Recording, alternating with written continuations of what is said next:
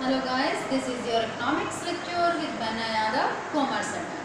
And today we will discuss about the topic of features and problems of agriculture. In our last video, we have to discuss about the topic of importance of agriculture in Indian economy. ठीक हो गया? आज हम agriculture के क्या features हैं और क्या प्रॉब्लम्स हैं वो डिस्कस करते हैं. ठीक है. वैसे तो ज़्यादा हार्ड टॉपिक नहीं है ये आपके लिए, बट फिर भी डिस्कस करना ज़रूरी है.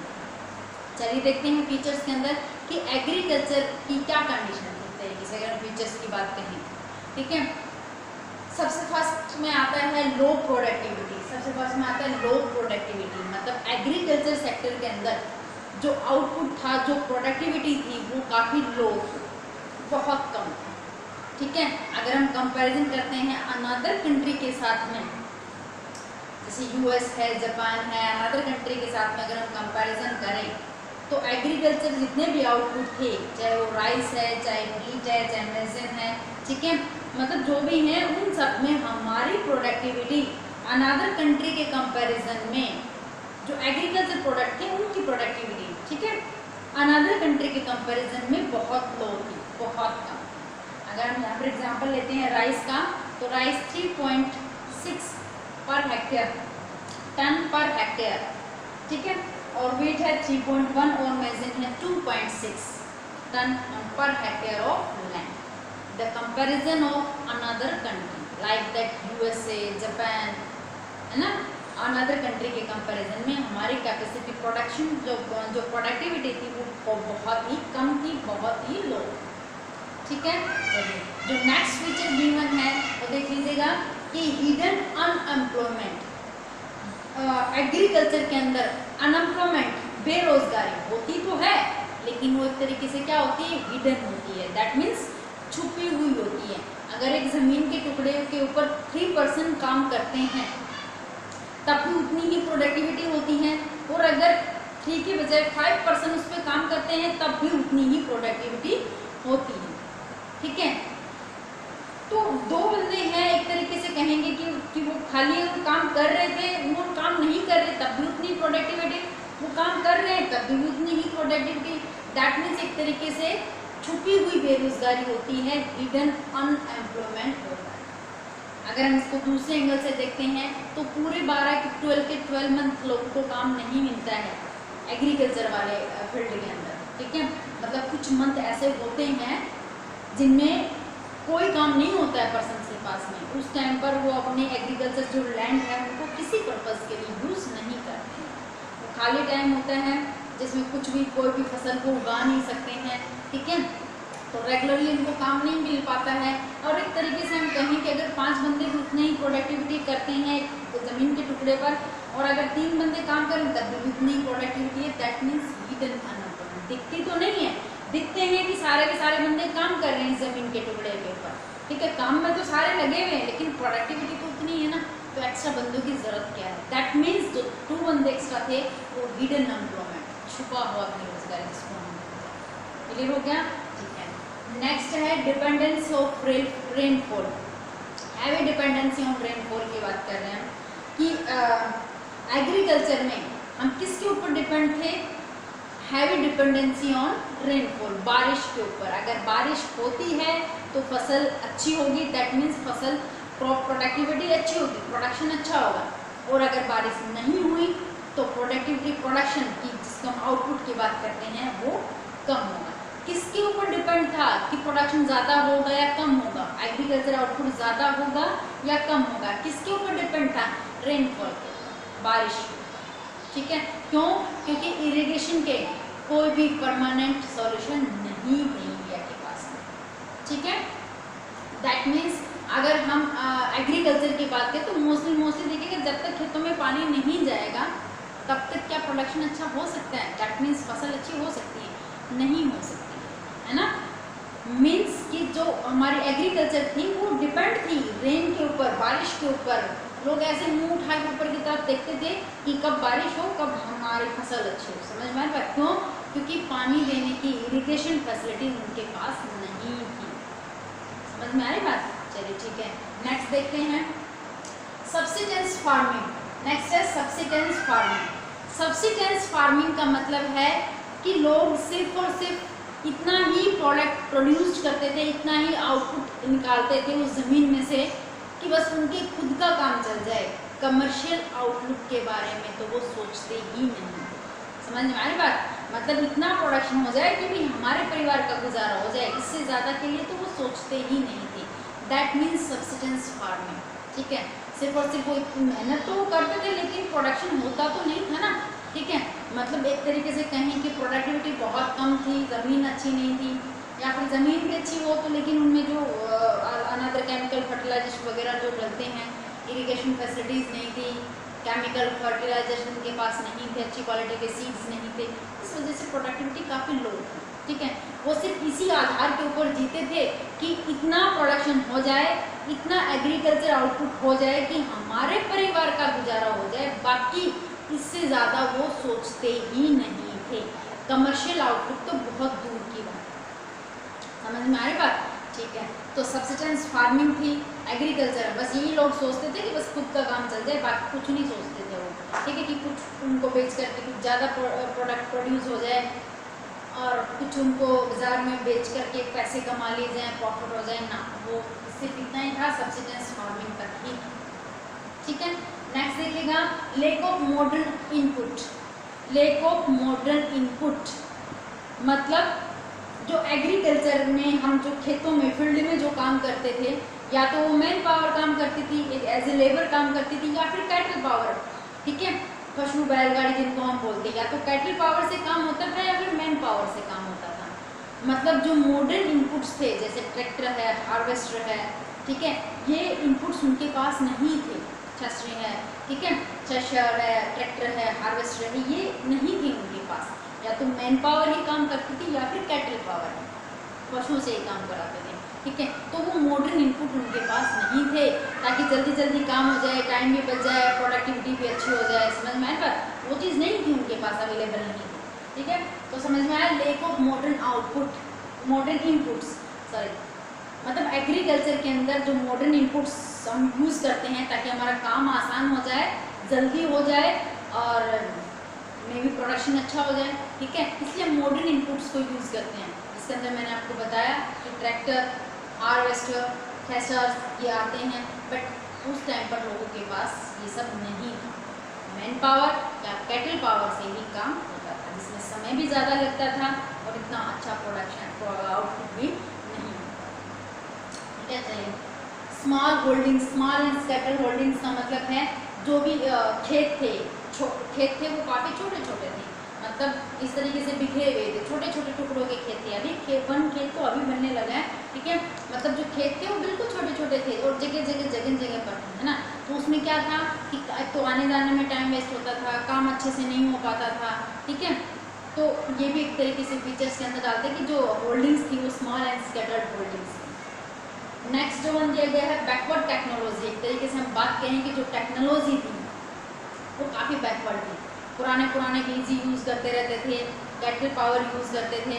ठीक है, मतलब मैन पावर से ही यूज़ करते, सारा का सारा काम बिल्कुल मैन पावर से, कैटल पावर से होता था। अच्छी क्वालिटी के बीज भी नहीं थे, प्रोडक्शन बढ़ाने के लिए ना इरिगेशन फैसिलिटी थी, ना फर्टिलाइजर्स थे, ना अच्छी क्वालिटी के सीड्स थे। तो मतलब ऐसा कुछ भी नहीं था कि उनके पास अच्छी टेक्नोलॉजी हो जिससे काम इजी भी हो जाए, आसान भी हो जाए, जल्दी भी हो जाए और आउटपुट भी अच्छा हो।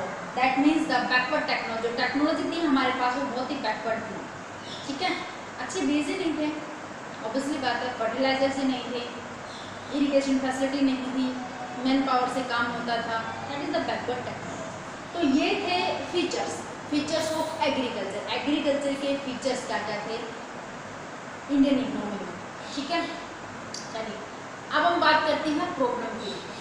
अगर हम एग्रीकल्चर प्रॉब्लम की बात करें तो प्रॉब्लम थी एग्रीकल्चर में, तो कुछ समाधान तो था ही नहीं। वैसे तो मेन एक तरीके से हम कहें कि प्रोफेशन था लोगों का, मोस्टली पॉपुलेशन एग्रीकल्चर में ही इंगेज रहती थी, लेकिन करे क्या, उनके पास कोई अदर दूसरा रास्ता भी नहीं था क्योंकि इंडस्ट्रियल सेक्टर और टेरिटरी सेक्टर तो ना के बराबर थे उस टाइम पे। ठीक है, तो एग्रीकल्चर में इंगेज तो थे, हिडन एम्प्लॉयमेंट भी हमें दिख रहा था वहाँ पे, और बहुत सारी प्रॉब्लम्स थी। मतलब अच्छा तो बहुत कम था लेकिन प्रॉब्लम बहुत ज़्यादा थी अगर हम डिस्कस करें तो। देखिए ये मैंने यहाँ पर कुछ पॉइंट लिखे हैं, आप उनके अलावा भी और बहुत सारे पॉइंट डाल सकते हो एग्रीकल्चर प्रॉब्लम के अंदर। तो ये वो वाले पॉइंट है जो ज़्यादा समझाने की जरूरत नहीं, सिर्फ हिंट ही काफ़ी है, वैसे मोस्टली लोग जानते हैं इनके बारे में। चलिए देखते हैं। Lake of permanent means of irrigation, जैसा कि मैंने यहाँ पर आपको बता दिया कि lack of permanent means of irrigation मतलब सिंचाई के कोई भी परमानेंट सॉल्यूशन नहीं थे। समझ में आई बात कि अगर बारिश ना हो तो कैनल से या वेल से हम अपने फसलों की सिंचाई कर सकें, खेतों की सिंचाई कर सकें, ऐसा कोई भी परमानेंट सॉल्यूशन नहीं था। सिर्फ और सिर्फ क्या था, रेनफॉल के ऊपर डिपेंड थे। बारिश हुई तो फसल अच्छी हुई, बारिश नहीं हुई तो फसल अच्छी नहीं हुई। समझ में आ रही बात? ठीक है, मतलब वो ऐसा कोई समाधान नहीं था कि नहरों से कैनल से पानी दे दिया, कैनल वाटर यूज़ कर लिया इरिगेशन के लिए, या फिर वेल कुओं का पानी यूज़ कर लिया, ऐसा कुछ भी नहीं था। ठीक है, चलिए तो प्रॉब्लम है, ज़्यादा डिस्कस करने की ज़रूरत ही नहीं है, हर कोई लिख सकता है इसको। अच्छा नेक्स्ट देखते हैं कि डेफिशिएंसी ऑफ फाइनेंस। फाइनेंस मतलब पैसे, एक तरीके से पैसे की भी बहुत ज़्यादा तंगी थी। अब मजदूर आदमी है, खेतों में जो काम करता है, अब शुरू में जब हम बीज डालते हैं फील्ड के अंदर तो उस टाइम पर थोड़ा खर्चा तो होता ही है, लेकिन लोगों के पास इतना पैसा नहीं था कि वो अच्छी क्वालिटी के बीज परचेज करके और खेतों के अंदर डाल पाएँ या फिर इरिगेशन में अच्छे से कर पाएँ। ठीक है, मतलब बहुत सारा खर्चा तो होता ही, ऐसी बात नहीं है। तो अगर लोगों को जो मजदूर काम करते थे, जो फार्मर्स थे, अगर उनको पैसे की ज़रूरत पड़ती थी तो कहाँ जाते थे उस टाइम पर, कहाँ जाते थे? एक तरीके से साहूकारी जो सिस्टम था, है ना, साहूकारों के पास ही जाएंगे और कहाँ जाएंगे, महाजन है, साहूकार है, इन्हीं के पास जाएंगे।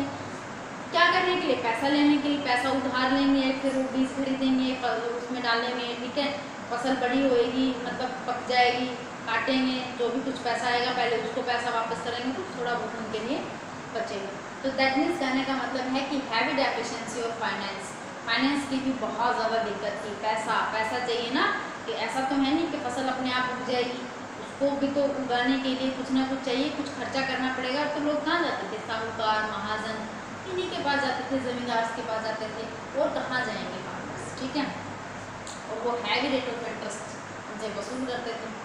आगे देखिएगा कन्वेंशनल आउटलुक।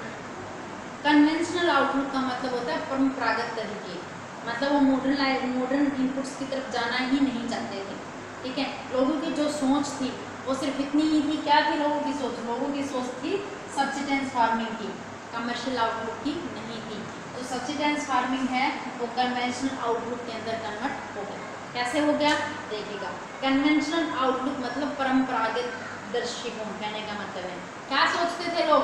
सब्सिस्टेंस फार्मिंग सोचते थे। वो कमर्शियल तो सोचते ही नहीं थे कि कुछ बेच दिया जाए, प्रॉफिट आ जाए, पैसे हो जाए ना। वो सिर्फ इतना सोचते थे कि इतना प्रोडक्शन हो जाए कि हमारे परिवार का गुजारा हो जाए, हम सर्वाइव कर पाए, बस।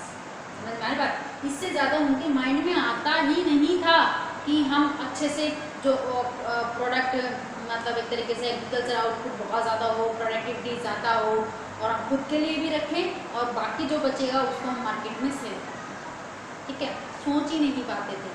समझ में आ रही बात? तो वो ट्रेडिशनल आउटलुक था उनका।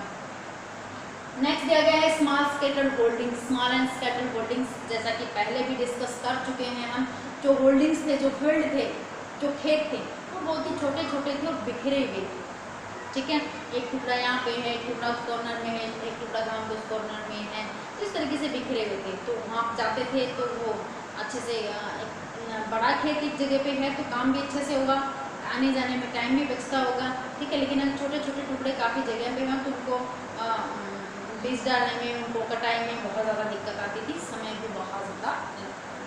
ठीक है, नेक्स्ट दिया गया है कि lack of organised marketing system. Lack of organised marketing system, लोगों के पास ऐसा कोई मार्केटिंग, देखो अगर हम कुछ परचेज करना है हमें, तो हम कहाँ जाएंगे? मार्केट के अंदर, अपने नियर बाई मार्केट के अंदर। हमें पता है मार्केट में वो चीज़ हमें ईजिली मिल जाएगी। ठीक है, बट लोगों उस टाइम पर एग्रीकल्चर प्रोडक्ट को खरीदने के लिए कोई मार्केट ही नहीं था। कहने का मतलब ये था, नियमित मंडी जिनको हम बोलते, कोई मंडियाँ ही नहीं, रेगुलेटेड मार्केट ही नहीं थे कि नियर बाई को रेगुलेटेड मार्केट हो जहाँ पर वो अपना एग्रीकल्चर आउटपुट जो भी आया है वो अपने लिए रख करके जो बाकी बचा वो वहाँ पर जा करके सेल कर दे, उनको कोई खरीद। ठीक है, एक तरीके से नहीं था, अगर खरीदते भी थे तो गवर्नमेंट के थ्रू खरीदते थे, बीच में जो ब्रोकर्स थे, जो दलाल थे, वो अपना कमीशन बहुत ज़्यादा ले लेते थे फार्मर से, वो कम पैसे में खरीदते थे उसको, फिर आगे गवर्नमेंट को ज़्यादा पैसे में दे देते थे वो, ठीक है, बीच में अपना कमीशन अपना ब्रोकर ले लेते थे। ठीक है, मतलब डायरेक्टली गवर्नमेंट के साथ डीलिंग यहाँ पर अच्छे रेट से के साथ डीलिंग फार्मर्स की नहीं हो पाती थी। पहले तो वो सोचते ही नहीं थे कमर्शियल आउटलुक के लिए, तो वो तो सिर्फ सब्सिस्टेंस फार्मिंग के लिए सोचते थे। और अगर किसी के पास कुछ बच भी जाता था ऐसा, तो ऐसा कोई मार्केट नहीं था, कोई ऑर्गेनाइज मार्केट सिस्टम नहीं था कि भाई ठीक है जो रेट था वो रेट तय हो जाए, जैसे आज के टाइम में रेट फिक्स हो जाता है कि भाई इन सब का मस्टर्ड का ये रेट है, बीट का ये रेट है, ठीक है, और उसी रेट के अकॉर्डिंग, उससे नीचे भी नहीं और उससे ऊपर भी नहीं, उसी रेट के ऊपर सेल करेंगे सब अपना प्रोडक्ट। तो ऐसा कोई ऑर्गेनाइज मार्केट वहाँ पर नहीं था। अगर किसी के पास कुछ एक्स्ट्रा बच भी जाता था तो जो ब्रोकर्स थे बीच में, जो दलाल थे, वो खरीद लेते थे कम पैसे में, बाद में वो ज़्यादा पैसे में उसको सेल कर दे। समझ में आई बात? तो कोई फिक्स प्राइस नहीं था, कोई ऑर्गेनाइज मार्केट नहीं था। तो ये सारी प्रॉब्लम्स हैं। आप चाहें तो जैसा कि मैंने थोड़ी देर पहले आपको बताया कि आप चाहो तो इसमें और भी पॉइंट बढ़ा सकते हो। फिर प्रॉब्लम ही प्रॉब्लम थी। अच्छा था क्या एग्रीकल्चर के अंदर? अनएम्प्लॉयमेंट भी था, या नहीं था? हिडन अनएम्प्लॉयमेंट की बात कर लेते हैं, प्रोडक्टिविटी भी बहुत कम थी। तो इस सारे प्रॉब्लम के अंदर भी हम डिस्कस कर सकते हैं, ये कुछ एक जो फीचर्स हैं। ठीक है, सो गाइज आई थिंक आप लोगों को समझ में आया होगा कि what is the features and problems of agriculture. आज के लिए इतना ही, कल मिलते हैं अनदर टॉपिक अनदर वीडियो के साथ में, रिफॉर्म्स, एग्रीकल्चर रिफॉर्म्स के साथ। तब तक के लिए